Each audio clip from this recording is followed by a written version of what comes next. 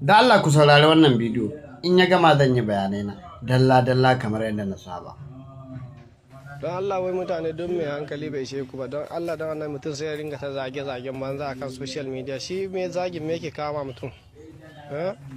Saboda Allah wannan abun ya kamata ne wanda ake ma Fulani. Don Allah su Hausa ba su da laifin kansu ne ko don Fulani ba su fitowa suna faɗi abin da suke yi. Don arena mutane hankali kawai. Amma da Fulani shashashu. Ina mika sako zuwa ga Bello Turji ga duk wani dan ta'addan Najeriya. Ni ina son gwamnati yadda ta kyale ku ta kyale mu, ta ce mu kare kanmu gare ku, ku gani ku san cewa ba ku iya. Wallahi ba sai an sa soja ba sai an sa civil defense ba sai an sa wasu jami'an gwamnati ba, a ban mu bakin mu vigilante. Wallahi sai mun kawo ƙarshen ta'addanci Najeriya. Dan haka ina roƙo ga gwamnatin tarayya, ina roƙo ga gwamnatin jihohi, a yi muna alfarma a ba mu dama. Wallahi sai mun kawo ƙarshen ta'addanci Najeriya.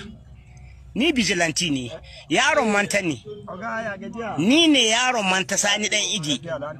Don Allah ina roƙo ga gwamnati da babban murya, a ba mu dama, a ba mu kayan aiki.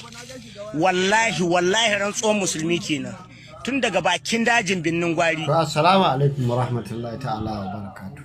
Yan uwana musulmi a mun sharing din bidiyon nan har ya kai ga wa'annan yan iskan duka guda biyu. Dukansu da Fulanin da shi wannan wanda yake wannan dan banga. Bari in fara ta gidana tukun, ka san mun za mu hukunci ta kan gidanmu muke fara tukun. Ku Fulanin da kuke cewa me yasa ake zagin Fulani, ake ce ma ku yan ta'adda, ana maku haya ana zagin ku a social media?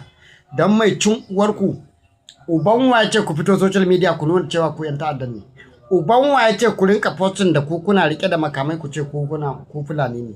Dan mai dankarawa uwarku da uban waye hana ku kuma ku fito ku ce Hausa, ku faɗi Hausa da kuke ta'addanci tare da su? Ba ku bane? He ku fito ku gaya mana cewa ga Hausa da wani muke yi, kaga sai mu sani muna da hujjar da zamu kare ku. Dan mai cin kutumar uwarka ka fito da nan bindiga kana yawo ga ka da kaki, kai ba soja ba kowa ba, an baka sarauniya bindiga, ka ce wai kai ba barawo bane, kutumar uwarka. Na da kuma kanka kai dan badalante. Sai gwamna ya baku dama, wancan mutanen da kuka kashe wanda ba su ji gani ba, dan mai cin uwarka su kuma dama aka baku, sai da gwamnati ta baku dama.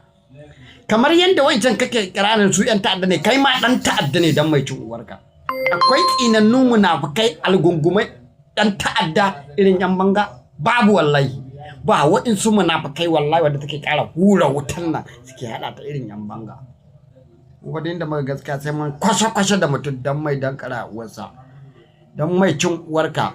Ai kun dade da sanin fellatarjin inda yake ba, ku je kuka tanda ko kace shi ba, amma kun kashe wanda ba su yi sunka ne, kun yanka wanda ba su yi sunka ne ba, dan mai dankara uwarka. Sai an ba ku dama dan Allah ku shiga ku je ku kashe shi. Ai mu in dai yan banga za ku, in dai yan bandit za ku kashe, na rantse da Allah ku gayyace ni da ni za. Amma tsinannu maciyata sai ku je ku kashe Fulanin da ba su gani ba, ku ce wani wai gwamnati ta ba ku dama, saboda ita gwamnati mahaukaciya ce ta yaye ta. Ta ba ku dama ku je ku kashe duk wani Bafulatani da mai yi mara yi ma shi za ku kashe. Dan wallahi wa'innan yaran, wa'innan masu bindigu, na rantse da huwar Rahmanu billahi allazi la ilaha illa, a tattara yan bankan jihar Katsina da Zamfara, a tara su guri guda, ku faɗa masu inda za ku haɗu, na rantse da Allah ya son halaka ku. Amma za ku shiga ku kashe wa'inda ba su ji ba su gani ba, wa'inda ba su san ma me ake ma nufi ba, ku ce ku kaso yan ta'adda. Dan mai cin uwarka tun da kuke kashe yan ta'addan har yanzu ba ku kaso ko guda ɗaya wanda muka sani ba. Ko baƙi ne a social media na yan ta'addan ce baƙi ne? Ku yi mun sharing da kai gare shi dan mai dankara wasu da shi da su din don kutumar ubansu. Tsinannun munafukan banza, munafukan wofi. Duk inda ka ga wa'innan yan bandit din sun zo sun yi lalata, wallahi da haɗin kai sa ɗan banga kama shi kuji. Farin ciki za ka ga mana nonsense talk a nan gurori. Muna ini sai muka ji biron ɗan ta'adda sun harba mamu sanu a daji, sun kase mamu yaro ɗaya. Muka fito da kyar, muka sa da kyar, muka dawo gidajenmu. daga baya sojoji sun jo sun ga gawan a gida, sannan muna jana'ida kusan esa'i, sallan esa'i, sojoji suka tafo sun zo sun buɗe mana wuta, mun sa da kyar suka kase mamu mutum ɗaya. To yanzu wayewan gari yau dai ga nan muna ta jana'ida. Amma ina tabbatar ma da gwamnatin Najeriya, wallahi kiristocin Najeriya su ne ɗan ta'adda. Su suka kase soja a Mangu sati biyun da ya sige. Su suka kase janar alkali a Jos. Su suka kase AO a Fan, duk jami'un tsaro manya-manya. Su ne ɗan ta'adda, kullum suna harba mamu sanu. Su sa ma sanu guba su mutu, duk an tura ana gani. To mu me ta'addanci namu, in akwai wani wanda yake jai iya ya fito ya gaya mamu mu Fulanin Filato, ya fito ya gaya mamu. Mu gwamnati ma ya san ɗan ta'adda wanda suka kase manya-manyan sojoji. Amma sannan sojoji ma su jo su buɗe mamu wuta, su kase mamu dottijo a gida.